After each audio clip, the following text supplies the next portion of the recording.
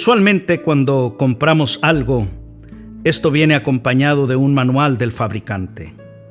En este manual se nos da instrucciones para su uso, de lo que hemos comprado, cómo darle mantenimiento y hasta cómo realizar pequeños arreglos o cómo renovar ese equipo que hemos comprado.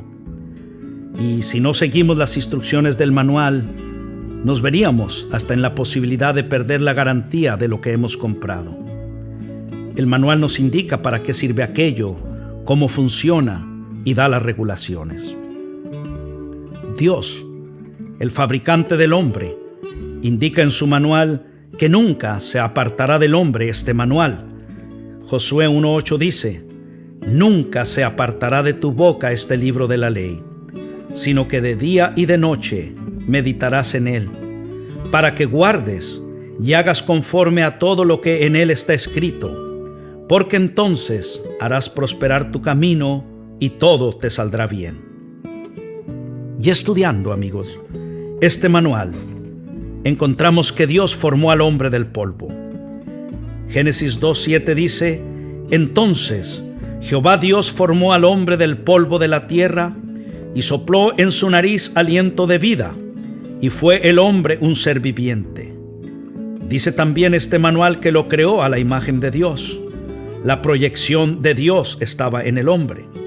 Génesis 1:27 dice: «Y creó Dios al hombre, a su imagen, a imagen de Dios lo creó, varón y hembra lo creó». Dios creó al hombre y Dios le dio un lugar para vivir. Génesis 2:8: «Y Jehová Dios plantó un huerto en Edén, al oriente, y puso allí al hombre que había formado». El huerto de Edén era la casa del hombre que Dios había formado. Había allí todo lo necesario en lo material y también en lo espiritual, pues el hombre tenía su espíritu vivo en comunicación estrecha con Dios. Lo mejor de lo mejor puso Dios: gozo, placer, abundancia. Los animales mismos se sujetaban a Adán y a Eva. Pero estando allí, en su casa, en Edén, el hombre es puesto a prueba con referencia a cierta revelación específica de la voluntad de Dios. Génesis 2:16 y 17 dice: «Y mandó Jehová Dios al hombre diciendo: De todo árbol del huerto podrás comer, mas del árbol de la ciencia del bien y del mal no comerás, porque el día que de él comieres, ciertamente morirás». Había solo una posibilidad de elegir mal, de fallar, solo una prohibición. Y el hombre, creado como un ser libre, usa mal su libertad. Pasa por alto la información recibida de Dios. Hay un rompimiento con el plan inicial. Hay un rompimiento con Dios mismo. Y así el hombre cae más abajo que el resto de la creación. Se rebela contra Dios. El hombre se encuentra rebelado contra Dios y su espíritu muere al romperse su relación con Dios. Su alma comienza a morir. El hombre comienza a mentir, a manipular y a matar. Y eventualmente su cuerpo muere también. Pero en el área espiritual, el efecto es instantáneo y total. El espíritu era la parte que tenía comunión con Dios. Cuando el espíritu muere por el pecado, la comunión se rompe. Y Dios, que siempre toma la iniciativa, viene a buscar al hombre después de la caída. Viene a buscar su sombra, su proyección, lo que él había creado. Dice Génesis 3:9: «Mas Jehová Dios llamó al hombre y le dijo: ¿Dónde estás tú?». La palabra en original más bien nos dice: ¿cómo estás tú? La respuesta del hombre: tengo miedo, estoy desnudo y desprovisto. La gloria recibida había sido quitada y la desnudez más que física era espiritual. El espíritu se apaga, se desconecta de Dios, permítame así decirlo, se apaga el foco. Y con el espíritu apagado se le activan los sentidos. Así el hombre es ahora gobernado por los sentimientos. Como resultado, hay crisis constante. Conforme a las circunstancias, así actúa. Y como consecuencia de la desobediencia, el espíritu se apaga y el hombre es sacado de su casa. Génesis 3:23. Y lo sacó Jehová del huerto del Edén para que labrase la tierra de que fue tomado. El hombre, puesto fuera de su casa, fuera de Edén, en un estado en el que simplemente es imposible regresar a Dios, al menos que sea ayudado por Dios mismo. Ellos vieron la felicidad de la que habían caído y la desgracia a la que habían caído. Ellos vieron a un Dios amoroso provocado, su gracia y favor perdidos, su reflejo e imagen se había perdido. Ellos vieron su naturaleza corrompida y depravada. Sintieron un desorden en sus espíritus nunca antes experimentado.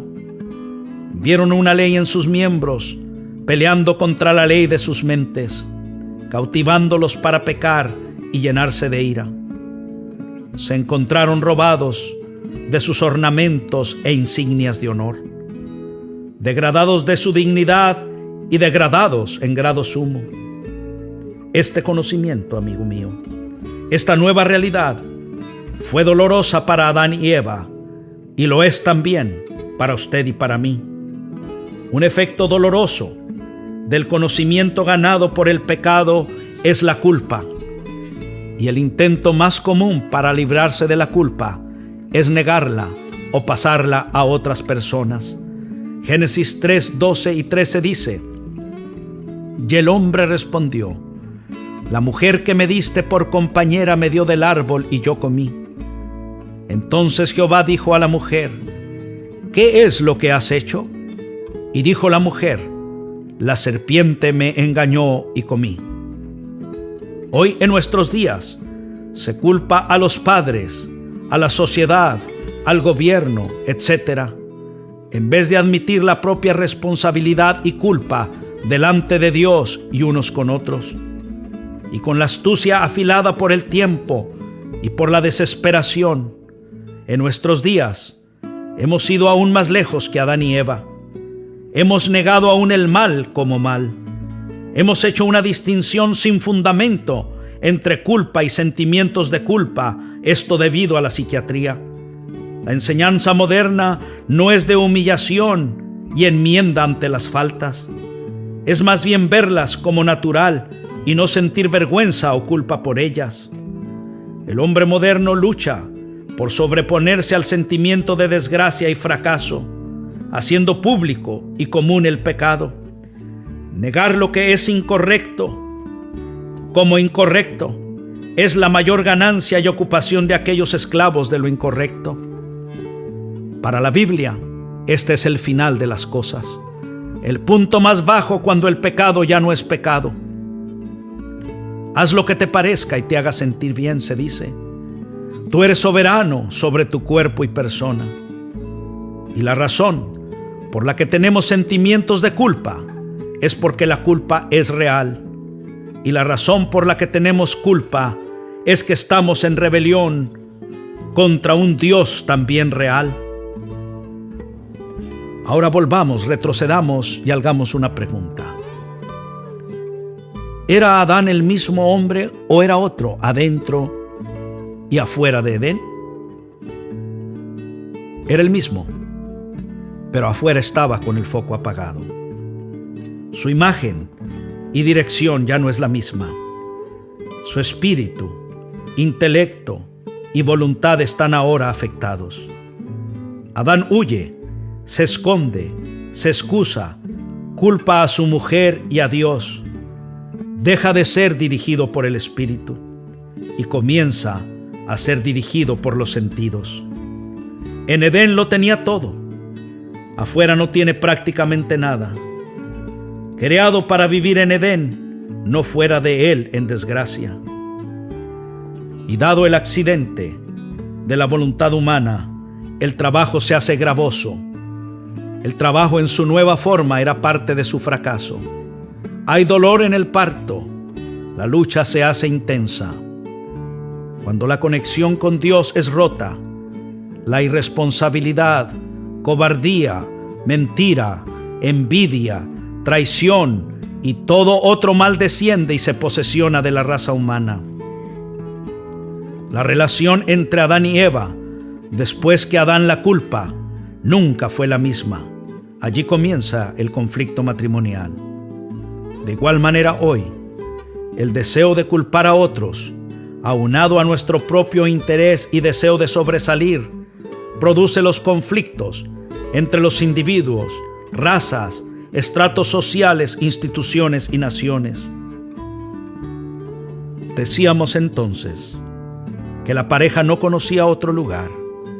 Su lugar era en Edén. Pero el lugar se había cerrado.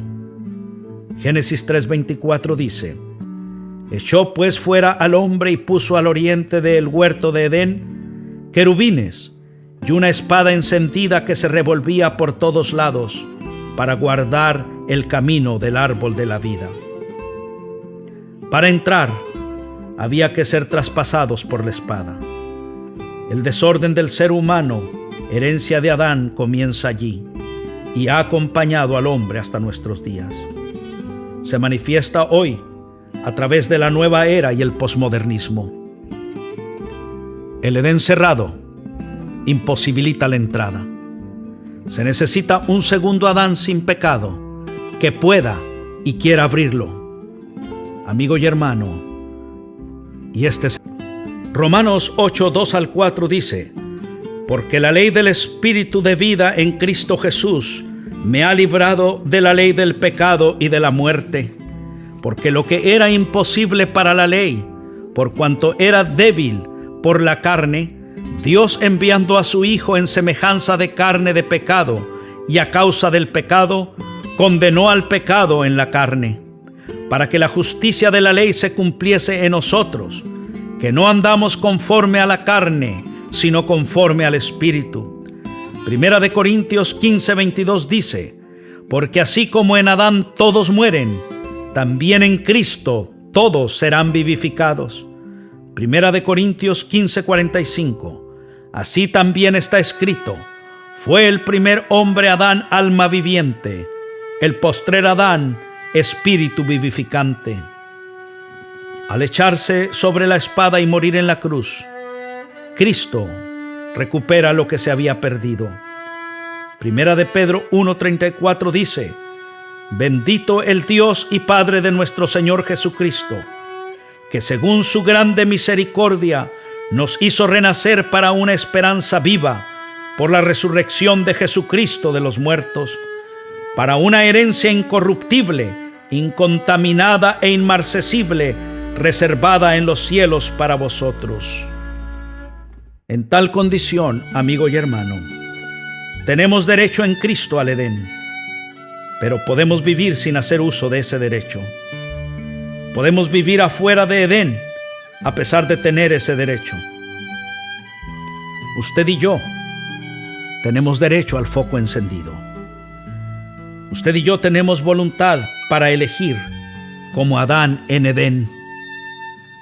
La pregunta es, para usted, para mí también, ¿nos maneja el Espíritu o nos manejan los sentidos y las circunstancias? Segunda de Corintios 5:7 dice: porque por fe andamos, no por vista. Romanos 5:1 dice: justificados pues por la fe, tenemos paz para con Dios por medio de nuestro Señor Jesucristo. Pero también nos habla acerca de los sentimientos. Jeremías 17:9 dice: engañoso es el corazón, más que todas las cosas, y perverso, ¿quién lo conocerá?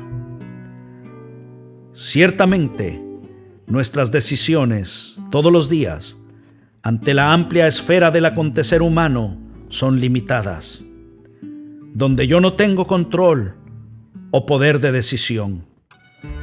Pero sí decido yo con qué actitud me relaciono con mis semejantes y con las circunstancias. Esta actitud con la que veo al mundo y todas las cosas me corresponde a mí. Esta actitud la elijo yo. Josué capítulo 24, versículo 15 dice: y si mal os parece servir a Jehová, escogeos hoy a quien sirváis, si a los dioses a quienes sirvieron vuestros padres cuando estuvieron al otro lado del río, o a los dioses de los amorreos en cuya tierra habitáis. Pero mire lo que dice Josué, lo que determina Josué: pero yo y mi casa serviremos a Jehová. En tal condición, yo soy responsable por mi actitud ante el matrimonio, el trabajo, la familia, la gente que me rodea, los negocios, el Estado, la iglesia. En última instancia, yo determino mi actitud ante la palabra de Dios. ¿Elijo en base a principios establecidos por Dios en su palabra, o elijo en base a mis emociones, tradiciones y circunstancias? Usualmente elegimos en base a emociones, tradiciones y circunstancias, y estas cambian, pero Dios no cambia. Santiago 1:17 dice: toda buena dádiva y todo don perfecto desciende de lo alto, del Padre de las luces, en el cual no hay mudanza ni sombra de variación.